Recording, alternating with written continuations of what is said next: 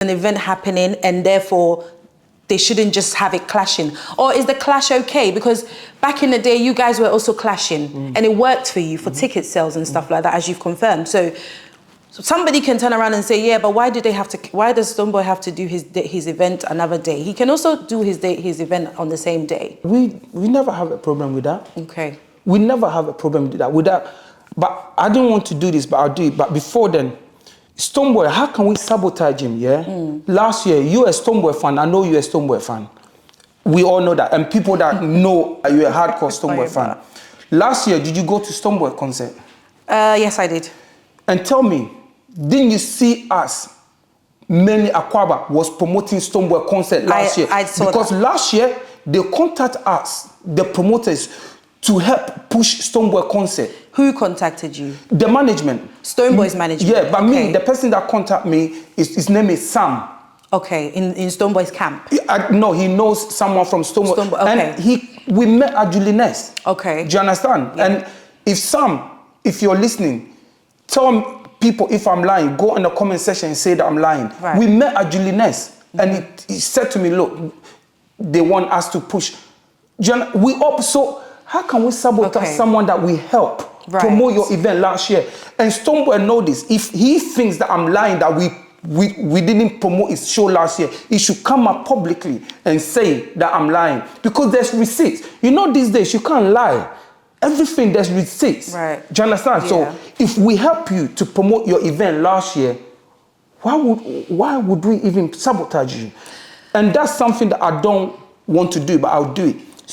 If Stonebwoy claims that he announced his date first, but he doesn't know that, let me show you something. You know, I don't want to do it. No, what are you showing us? No, I'll play you a voice note. I love that, my brother. Let me play it, because let me not lie. Let me show you the receipts. Yeah, Stone, good evening. I'm in Lakeoye, Ghana.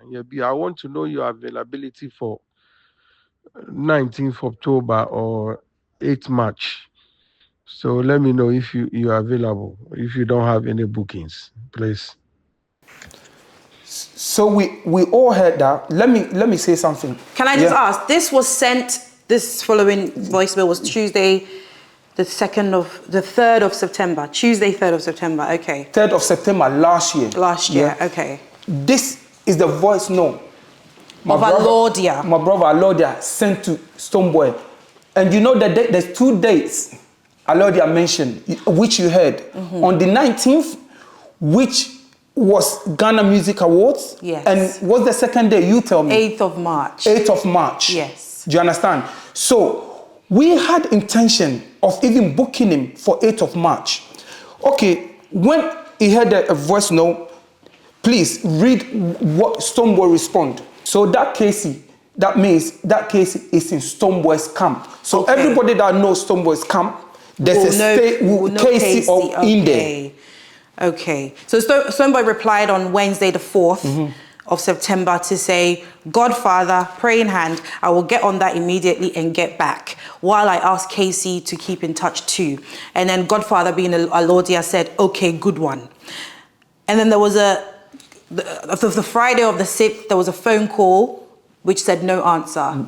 Stonebwoy didn't answer. Is there any more? Oh, okay. No, that's it. Stonebwoy didn't. So since this conversation... My brother followed up with a call. Okay. No answer. Casey didn't get back to my brother. Okay. So as a promoter, you called to chase up. He did not answer. Do you understand? So you see, Stonebwoy said, they said, what day did he announce his concert? Because the whole Ghanaian media say Stonebwoy announced his concert first. So what date? Then I'll touch on something. Can I just say, I don't think that I've read anywhere that Stonebwoy is saying, one, that he's been sabotaged. It's not coming directly. I'm not saying that. And I also just want to clarify, because it might seem like it's Stonebwoy that's saying it. So just for fairness sake, Stonebwoy himself has not sat anywhere to say that the team are, sabotaging him. It's more so the fans and, some of the industry players are saying it. And that's what it looks like. And also, Stonebwoy has not said himself that he released his date first. Again, this is something that we all have seen that he released it first. It's not something that has been said, but he did it first. And now there is a conversation that is basically showing that Stonebwoy knew that this Alodia, the trio, were going to do their event on the 8th. So this all just goes to show that Stonebwoy knew that the event was going to happen, and then he has gone ahead and done his. But that's what I said. In a nutshell. But that's what I said earlier on, yeah?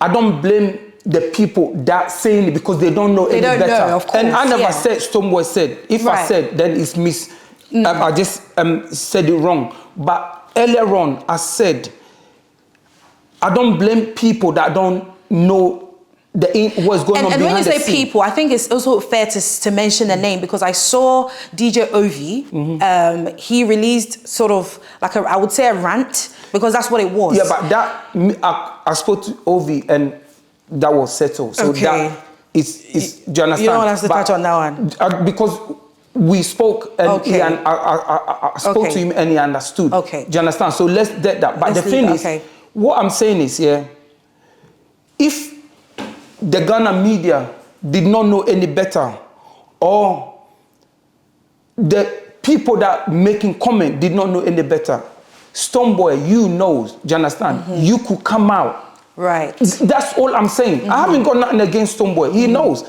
Like, I met him at the airport last year when we went to Ivory Coast. Like, we spoke. Like, do you understand? We spoke. I haven't got anything against Stonebwoy. And you know that. But the fact that, you know that people always get to the promoters, get on our back, our neck. They do. Always cussing us. And we don't talk. But at a point, we need to speak. Do you understand? And Ems, thank you for even saying that, because for years, people don't know who West Coast is because they don't have face to the name. People barely, I guess, know Alodia. I think if anything, Alodia is the one that has been on a few interviews. Yeah. And people, I don't know if they know Dennis too much, but again, there's no faces to the name. So I'm glad that you are acknowledging that there hasn't been the conversation. So when people are bashing the promoters and they are going in and, you know, saying the promoters did this, the promoter did that, you guys have not utilized social media enough. And I'm just saying this because I sit back and I've seen it. And I know that sometimes it's not as it seems. So maybe a press release would have sufficed. A press release would have, you know, put people's mind at ease. So for example, with the whole Sarkodie situation, Sarkodie was quick to release, did he release his apology video the morning of or the day before? Okay, so Sarkodie was supposed to come to Ghana Music Awards last year, and there had already been the release to say Sarkodie is coming, and then the day before, he released a video to say he's sorry, he can't come, and I think he said it's due to unforeseen circumstances or something of that regard. And to me, as a fan or even a friend of mine who was really going because of Sarkodie, decided she wasn't going to go because one, she was anticipating going because her fave was coming. Then she wakes up the day before and she sees that her fave is not coming. So again, it's not just her that's going to be like, oh, then I'm not going. It's going to be a few other people. So Sarkodie, I don't know what the reason is, and I've heard and I've seen on social media people are saying that his visa got declined or his passport, something happened. But can you just clarify what is it that happened with the whole Sarkodie situation? With the whole Sarkodie situation, like I said, look, a lot of things happen. Sometimes we do event and we have to change the venue last minute. Okay. Do you understand? So people have emergencies. Okay. Sarkodie had an emergency. Okay. He spoke to us and we understood it because it's emergency. There's nothing we can do. But the fact is we did everything in our power for Sarkodie to come. Money that need to pay, half have been paid. Do you understand? Half? So, or 60% has been paid. So it's when people saying that, yeah, like the reason why I brought her that, do you understand? I have received because I did the transfer. Do you understand what I'm saying? So people said, oh, because we don't have money, we haven't paid Sarkodie. That's why Sarkodie didn't come. Online, people were saying that, that we're using his name to promote and we don't have money. And we all know Sarkodie is one of the most, like, what am I looking for? Disciplined artists in terms of show. Do you understand? You know, Sarkodie will not put any post on his page if it's not certified that it was coming. Yeah. Because he posted on his page. Do you understand? Whether it been story, he posted it. Do you understand? He did a video. Right. Do you get what I'm saying? Yeah. And everything was confirmed that he was coming. So can I just ask that, do you think that it was a good shout, I guess, from Sarkodie to release that video the day before? Because in a way, it became like a deterrent for people coming. People saw it and decided they're not going to come. So do you think that it was a good thing to do, releasing that video the day before? Because we cannot say that, because at the end of the day, Sarkodie did what is best for Sarkodie. What is best for him, okay. Do you understand? Because understandable. For whatever reason, he did what is best, and we was okay with that. But one thing I have to say, I know Sarkodie, people that know Sarkodie. If the fault was our fault, believe you, Sarkodie will say it. Okay. So for Sarkodie not to mention that we was our fault, you should know that's what it is. But I don't understand why people still went online to bash us. And look, whatever emergency he had, we was okay with it. Do you understand? And we can't force him, because it was an emergency, because he told us. And we understood it. So can I ask, how come you guys didn't also come back with your own statement to say it had nothing to do with you and it was his emergency? Or is it because he had done it, it was good to cover? Oh, man. You doing a show that you spend nearly 100 grand on the show. Yeah. Your men inform you that there's emergency. 2 days before the event, he can't come. Do you think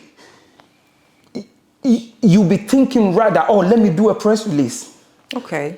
Do you get what I'm saying? But the artist thought right to release his statement. But the artist released it because we were still preparing the show. Okay. You know how intense it gets, 2 days, like picking artists from the airport.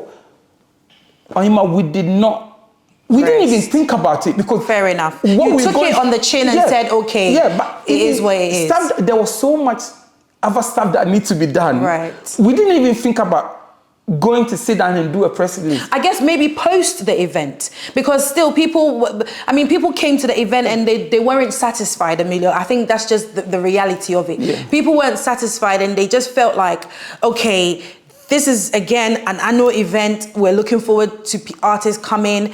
Sarkodie didn't turn up. The artists that were there they didn't, I guess, pull their weight, or things just wasn't going according to. I guess maybe from your part, it would have been, I guess, in your own favor to have released some sort of statement, but I guess if you didn't think about it, then it's fine. If Sarkodie, the artist himself, have come out to announce it, what else can we say? And what difference would it make post-event? Okay. And sometimes the reason why we don't really talk much, because we have to work with these artists. Right. So there's a lot that we don't say, because we have to work with them. And the fact that people don't realize that we respect our artists so much that we don't say a lot to protect them. Do you think that the artists respect you guys then? That's them. Do you understand? But what do you think? But I can't see and say artists respect me. It's business. Okay. I'll be honest. Like, I like to focus on the business. I don't want to get into politics of artists like or artists don't like. Do you reckon that the artists approach their music business as a business? That again, that's for the artists to answer. That when you get opportunity to sit in front of artists, which I know that you will, ask them these questions. Do you understand? I can't only speak for me and what I do. But from a promoter point of view, do you think that from experience, because I'm just trying to understand why some things happen the way they do, because you said earlier that Daddy Lumba will not tolerate certain things. Daddy Lumba will do things the right way. Daddy Lumba, if you don't give him A, he ain't doing it because he asked for A. So that's professionalism. So I guess maybe the way I should word my question is, do you reckon that majority of the artists approach the music business in a professional way? Every artist. From your opinion, your point of view?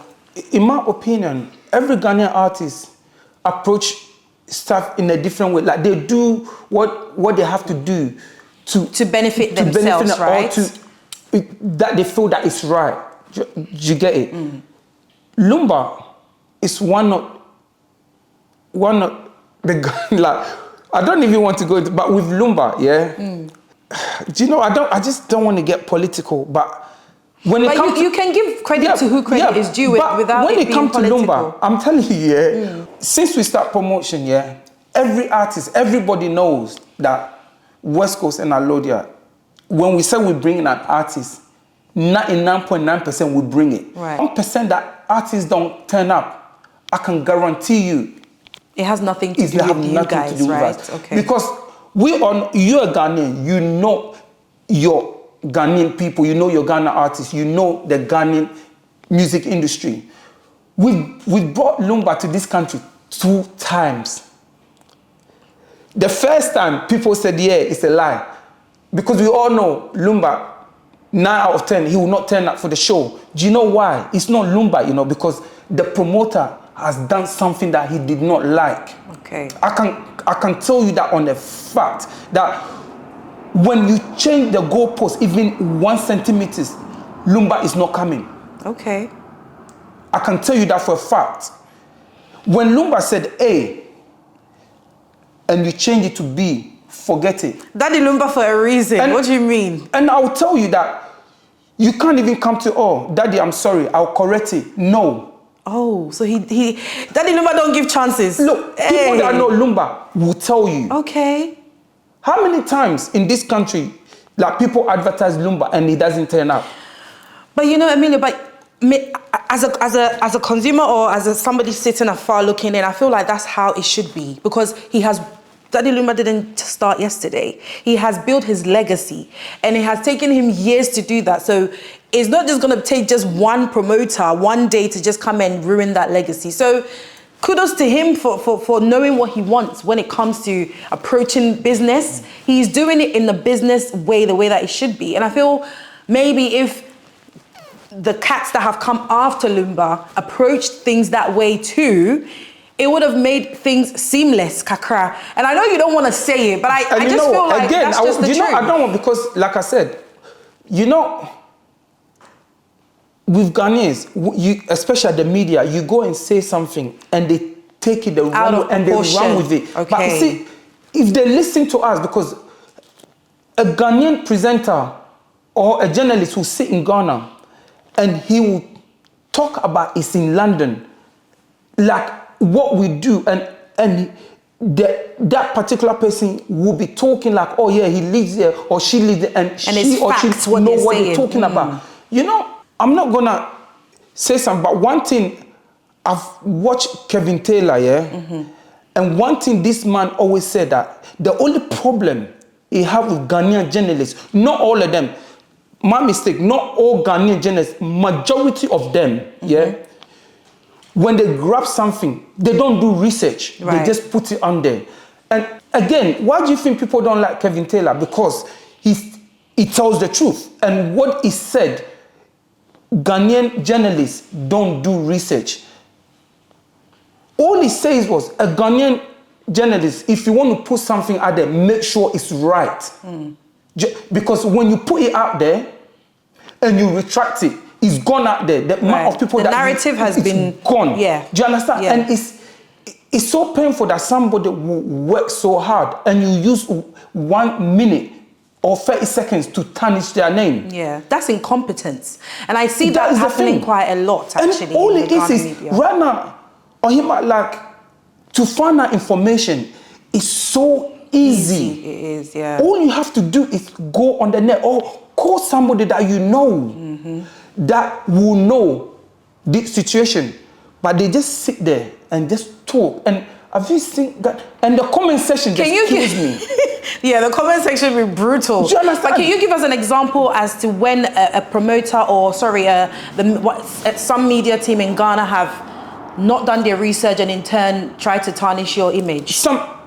It happens to my brother all the time, Alodia. Like, do you know, Alodia will say something and they'll blow it out of proportion. Like, for instance, when we did Ghana Music Awards, not last year, the year before, with Shatta Wale. Yes. Shatta Wale said, oh, he got paid 80K. I don't know that journalist or that person's name. You heard it. You sat on your radio station to say, na promoters, almost 80,000, like the promoter, we've got 80,000 to pay Shatta. Okay.